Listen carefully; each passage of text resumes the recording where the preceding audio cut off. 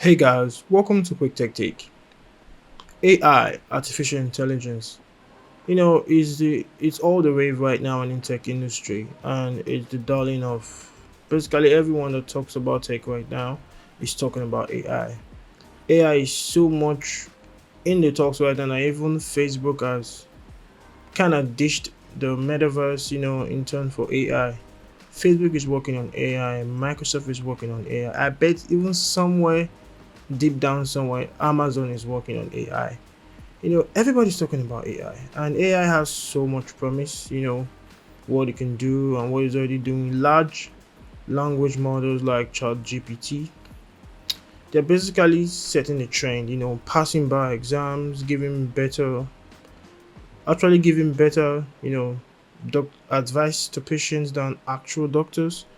And most people are saying that this is not the maximum it can go. It can actually go more advanced than this. So, or what I would like to call the government grade level stuff. So, if AI is all good and no evil, then why is the godfather of AI, Jeffrey Hinton, so worried about it? Well, if you stick around, you're surely gonna find out. Hey guys, we're trying to get to 1000 subscribers. We really need you to push that subscribe button as hard as you can.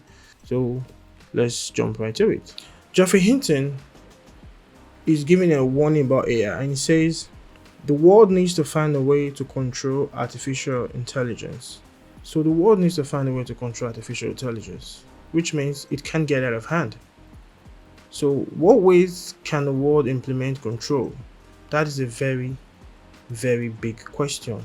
Control. So now let's take a deeper dive into AI and Jeffrey Hinton's interview with Pais, where he disclosed some of his fears and hopes for AI. So Jeffrey Hinton says, and I quote, AI is a fantastic technology. It's causing great advances in medicine, in the development of new materials, in forecasting earthquakes or floods, but we need a lot of work to understand how to contain AI, Hinton urged. There is no use waiting for AI to outsmart us. You see, it can. We must control it as it develops. We also have to understand how to contain it, how to avoid its negative consequences. So, guys, this is what he basically said. AI can be good. AI can be, heck, I say, a lot of fun. You know, there are some folks out there that are hoping that super AI can help figure out how to elongate our lifespan. And averagely humans live for about 90, 80 years, maybe 100 if you're lucky. So some folks are hoping that if we allow AI to grow and expand in its knowledge, maybe someday it will figure out immortality, so we can find a way whereby humans can live forever. you know but those crazy part aside, hopefully we are hoping that maybe AI can figure out how we can defeat the most invasive of cancers and other medical conditions that people are suffering from today. And also, he said can predict things like earthquakes and flooding. People die every day as a result of flood and natural disasters. For example, earthquakes. Earthquakes are the least predictable. You might be able to see hurricanes coming, floods when you look at the weather, clouds and so on. But earthquakes, you really don't know. You just there today, and the next thing, the whole floor is shaking and the roof is coming down and so on. So if AI can help us, give us a window of what we can expect such unpredictably catastrophic events, it's going to help to save lives. But the second part of Hinton's words kind of gives a paint a picture of the difficulty that is to come when it comes to controlling AI. He said, for instance, Hinton believes all governments insist that fake images be flagged. That brings us to another issue with AI. Fake images. We've had songs being written by AI, listened to by AI, talking about AI bots, or even paintings being drawn and made by AI and so on. So it's not hard to know what's real, deep fake videos and so on. It's hard to know what's real and what's not real. So if we all can agree and say, okay, let's put some some metadata or whatever ways we can flag images that we know are not real to help us easily identify fake and and real images. Maybe that will help us to be able to understand what's sort of the artificially generated. But the issue is that even if we agree on say, okay, let's flag all fake or AI generated images. If I want to do something bad, I'm not going to flag that image. I'm just going to let it be out there and say, oh, it's not flagged, so it has to be authentic. So that's a problem. The problem is not really AI, it's humans. Our innate desire to be superior or to conquer or to best our alternative or to best our competitor might get the better of us when it comes to AI.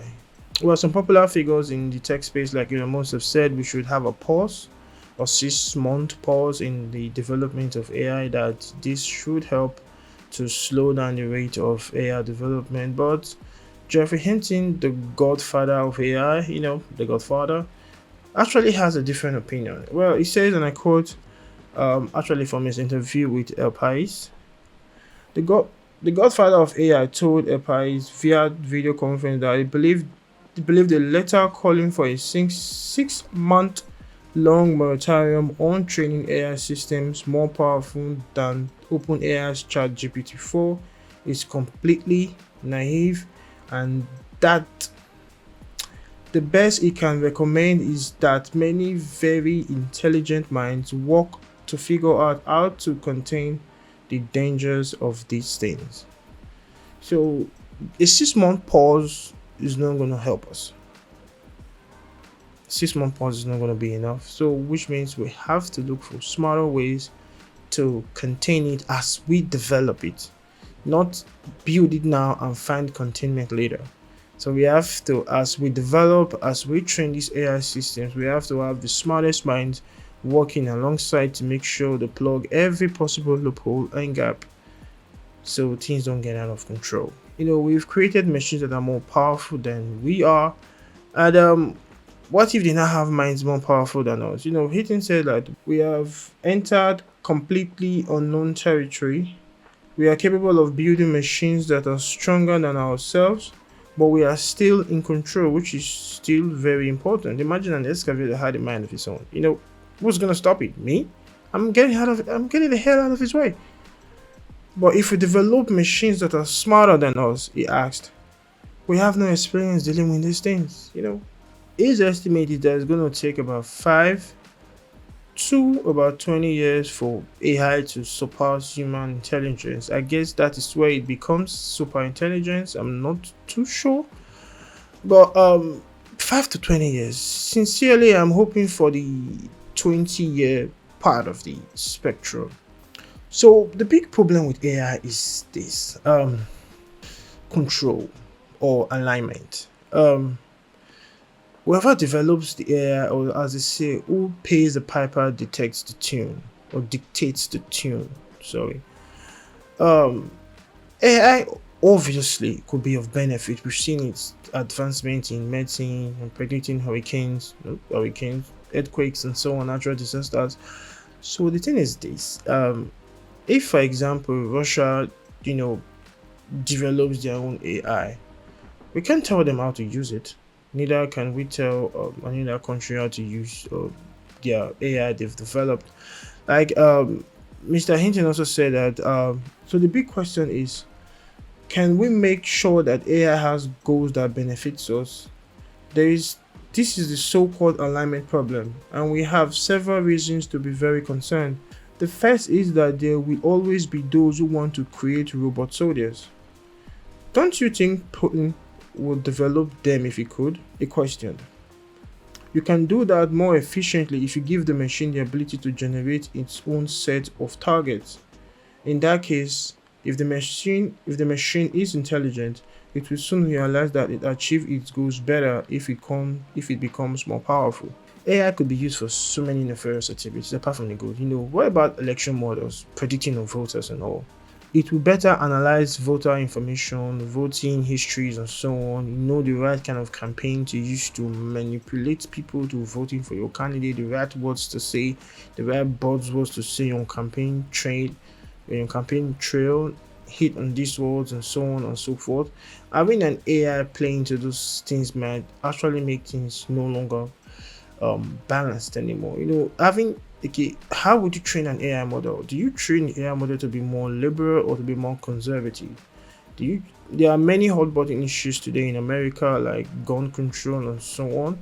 Do you train an AI to be more um, observant of the Second Amendment, or to be more, how would I put it, now, towards the level where you have more gun control and so on? So there are a lot of things that needs to be ironed out about how we control AI and how we train AI models. Do everybody just run off and train their own AI? Do conservatives go and train their own AI that is an alt-right, or do the left go and say, okay, we're gonna train our AI and push it to the far left towards the Antifa side of things? So it's kind of crazy. So we just have to find a way to figure it out. It's critically important we do that. Is there really a way to avoid a bad ending of having an AI that is, skewed towards his master's desires, that is not used for nefarious activities? Is there a way to actually achieve that? Because I really don't know. But the truth is that we need to have a lot of regulation and control for AI. I'm not saying we regulate it out of existence, but we have to have some regulations on what can be done, what should be done. This should be done by very intelligent, forward thinking, and smart people. So we should be able to keep AI in check, and we need to figure this out quickly before it gets too smart. You know, Talking about control, the US has tried to. Many of you might not know about a company called Nvidia, or some of you do. Nvidia is a company that makes a lot of graphics processing chips, high precision chips. One of the ways the US government has tried to maybe rein in on the AI development efforts of its, well, enemies like China. Like, there's a chip called the H100. It's a chip that was designed to. It's basically the best AI chip that's available right now. The US placed some sanctions on China not too long ago. That everybody knows that the US and China are involved in a chip war after their infamous trade war. So the thing is that, so the US said that, okay, if Nvidia can sell these AI chips to China, they have to downgrade these chips, reduce the speed they can get to, the amount of calculations they can do. Basically they took the chip and they dumb it down a little bit so they can meet, the regulations that were imposed on China, and they can sell it. So these chips are now called the H800. So at least the US government is trying to, rein in on its neighbors on their AI development effort. But at the end of the, even if it's slower, but it's surely going to get there. At the end of the day, we have to have a sort of responsibilities. Nobody really knows the full potential of AI and what you can achieve and what we can do with it. I have a feeling AI is gonna be different. AI is gonna be game changing. Like, we're just entering, the first phase of AI and what's possible with AI. And so, as Jeffrey Hinton has said, we have to put in these measures as we develop it. We really have to do the best we can to make sure we, number one, reining on corporations and how they develop AI.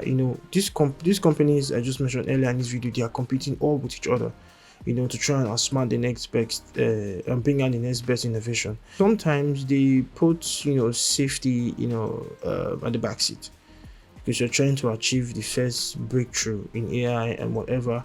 And there are several ways where also AI can also be of threat to sort of humanity. Is the area of jobs.